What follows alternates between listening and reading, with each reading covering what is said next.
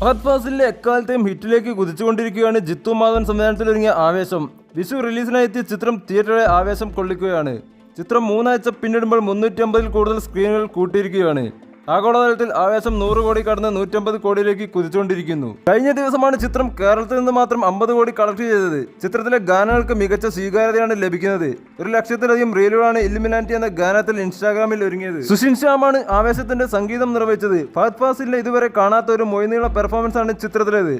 April 11-ന് release ചെയ്ത ചിത്രം എല്ലാ ദിവസവും 3 കോടിക്ക് മുകളിൽ കളക്ഷൻ നേടിയാണ് അനലിസ്റ്റുകൾ പറയുന്നത്. ആഗോളതലത്തിലും സിനിമ മികച്ച കളക്ഷനോടാണ് മുന്നേറുന്നത്. അൻവർ റഷീദ് എന്റർടൈൻമെന്റ്സിന്റെ ബാനറിൽ അൻവർ റഷീദാണ് ആവേശത്തിന്റെ നിർമ്മാണത്തിൽ നസ്രയും പങ്കാളിയാണ്.